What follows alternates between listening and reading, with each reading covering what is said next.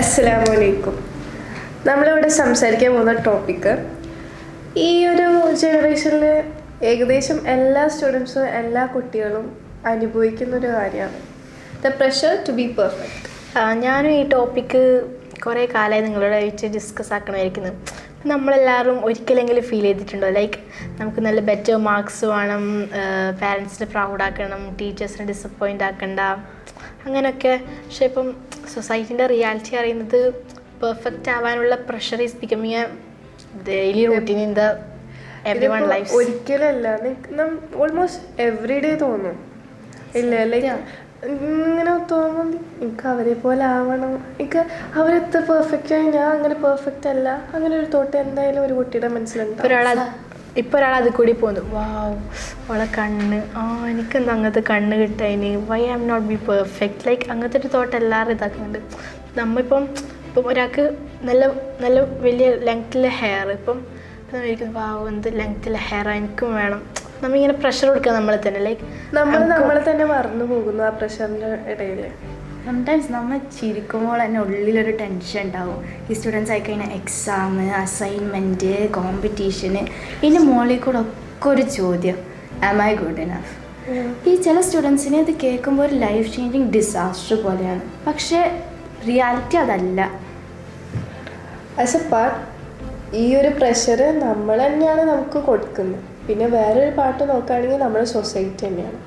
നമ്മൾ ഇൻസ്റ്റാഗ്രാമിലൊരു റീല് കാണാറ്, ആ റീല് കാണുമ്പോൾ നമ്മളിങ്ങനെ വിചാരിക്കും അവരെന്ത് പെർഫെക്റ്റാണ്. അതേപോലെ ടോപ്പേഴ്സിൻ്റെ അച്ചീവ്മെൻറ്റ് ലിസ്റ്റ് അതൊക്കെ കാണുമ്പോൾ നമ്മൾ വിചാരിക്കും ദേ വർ പെർഫെക്റ്റ്.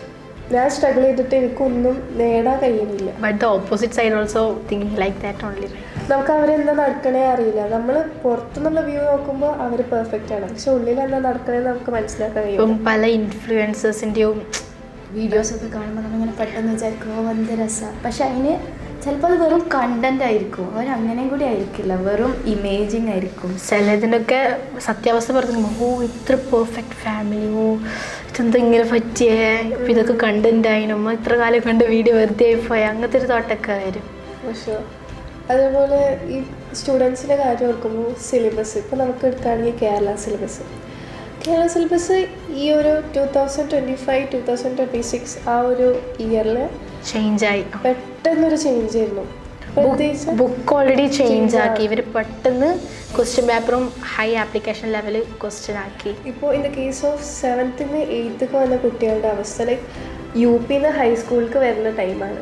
ആ ടൈമിൽ അവർക്ക് എന്തായാലും ഡിഫിക്കൽട്ടീസ് ഉണ്ടാവും, ചെറിയ ക്ലാഷ് ഒക്കെ ഉണ്ടാവും. അതിൻ്റെ ഒപ്പം ഭയങ്കര high level application question paper വരുമ്പോൾ അവർ ഫുൾ ഡൗൺ ആയി പോകും. നമ്മൾ ഈ ഗവൺമെൻറ് വരക്കുന്ന കുട്ടികളെ ബുദ്ധി വർദ്ധിപ്പിക്കാൻ, ലൈക്ക് കറേജും ബ്രേവായിട്ട് നല്ല കുട്ടികളെ കൺട്രിക്ക് വേണ്ടി ഗവൺമെൻറ് ലൈക്ക് അവരുടെ തൊട്ട് നമ്മൾ കൊടുക്കുന്ന ആപ്ലിക്കേഷനിൽ കുട്ടികൾ എത്തണം, പക്ഷെ എല്ലാവർക്കും ഒരേ കറേജ് ക്യാച്ച് ചെയ്യാൻ പറ്റുന്നില്ല. ചിലപ്പോൾ മുമ്പത്തെ വർഷത്തെ ടോപ്പേഴ്സിന് തന്നെ ചിലപ്പോൾ നല്ല മാർക്ക് കിട്ടിയിരുന്ന കുട്ടികൾക്ക് ഇപ്പോൾ ഭയങ്കര ഡൗൺ ആയിരിക്കാം, കാരണം ആവറേജ് ആയിട്ടുള്ള കുട്ടികളുണ്ടാവും. പക്ഷെ അതിൻ്റെ പുറകെ തന്നെ ഈ പ്രഷർ ഇങ്ങനെ കൂടിക്കൊണ്ടിരിക്കുകയാണ്.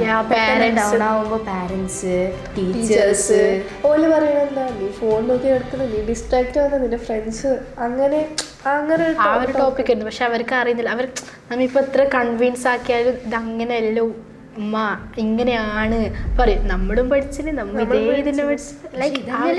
പഠിച്ചത്.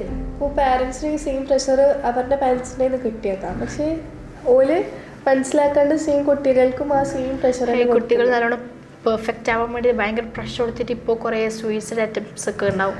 ജിഷ്ണു 2017 കേസ് നിങ്ങൾക്കറിയാം. ഈ കുട്ടി ചീറ്റ് പേപ്പർ വെച്ചെന്ന് പക്ഷെ ഓല് വെച്ചത് ഒരു തെളിവില്ല, ആർക്കും ഒന്നും അറിയില്ല. അങ്ങനെ ആ ഒരു കോളേജുകാർ ഈ കുട്ടീനെ ഒരു സ്റ്റാഫ് റൂമാണെന്ന് തോന്നുന്നു അവിടെ കൂട്ടിയിട്ട് നല്ല മെൻ്റലി ഭയങ്കര ഡിപ്രഷൻ വരുന്ന രീതിയിൽ ചോദ്യം ചെയ്തു. അതിന് ആ കുട്ടിക്ക് ഭയങ്കര എന്താ പറയുക പേഴ്സണലായിട്ട് ഭയങ്കര വിഷമം സങ്കടമെല്ലാം വന്നു. അതിൻ്റെ പിറ്റേ ദിവസം ഹോസ്റ്റൽ റൂം തുറന്നു നോക്കിയപ്പോൾ ആ കുട്ടിയുടെ ജീവൻ ഉണ്ടായിരുന്നില്ല. എനിക്ക് തോന്നുന്നു ആ റൂം ചെക്ക് ചെയ്തിരുന്ന സമയത്ത് പോലീസുകാർ ആ റൂം ഇൻവെസ്റ്റിഗേറ്റ് ചെയ്തിരുന്ന സമയത്ത് കുറേ റൈറ്റിങ്സ് ഒക്കെ കിട്ടിയിരുന്നു. എന്താ ഇവൻ ഈ പ്രഷർ കാരണമാണ് ഈ സൂയിസൈഡ് ചെയ്യാൻ പോയത്, അതാണ് അതിൻ്റെ റീസൺ എന്നുള്ള കുറേ ഇത് കിട്ടിയിരുന്നു. എനിക്ക് തോന്നുന്നു ആ ടൈമിലൊരു സ്റ്റുഡൻസിൻ്റെ സ്ട്രൈക്കൊക്കെ മറ്റേ കോളേജൊക്കെ റൂൾസൊക്കെ മാറ്റി ഓവർ ഭയങ്കര സ്ട്രിക്റ്റ് റൂൾസും കൗൺസിലിംഗ് അങ്ങനത്തെ ആ ഒരു കുട്ടിയുടെ സൂയിസൈഡ് കാരണം കൊണ്ടാണ് ആ റൂൾസ് മാറാൻ കാരണം.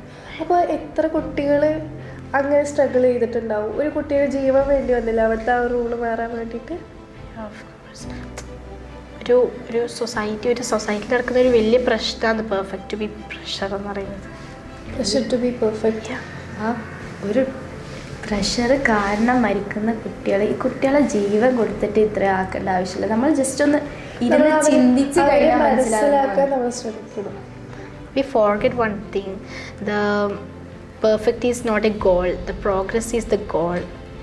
പെർഫെക്ഷൻ എന്ന് പറഞ്ഞൊരു സംഭവമേ ഇല്ല റിയാലിറ്റിയിൽ. ആർക്കും ഇങ്ങനെ പെർഫെക്റ്റ് ആവാൻ കഴിയില്ല. എല്ലാവർക്കും ഒരേ കഴിവ് കാണുന്നില്ല, പലവർക്കും പല കഴിവുകളുണ്ട്. പക്ഷേ സൊസൈറ്റി പുറത്ത് നിന്ന് കാണുന്നവർ അത് മനസ്സിലാക്കില്ല. നീ എന്താ അവരെ പോലെ ആവാത്തതെന്നാണ് ചോദിക്കുന്നത്. അത് നമുക്ക് മാറ്റാൻ കഴിയില്ല. ഇപ്പോൾ you want to be perfect or you are trying to be perfect, അതിൻ്റെ ആവശ്യമില്ല. നിങ്ങൾക്ക് എന്താ കഴിവുണ്ടെന്ന് നിങ്ങൾക്കറിയാം. പിന്നെ നമുക്ക് അതിനെക്കുറിച്ച് സംസാരിക്കേണ്ട ആവശ്യമില്ല. പലരും പലതും പറയും. So the next time when someone asks, why are you perfect? Just smile and say, I'm imperfectly perfect. And that's perfectly fine. Stay tuned, stay happy. Assalamu alaikum.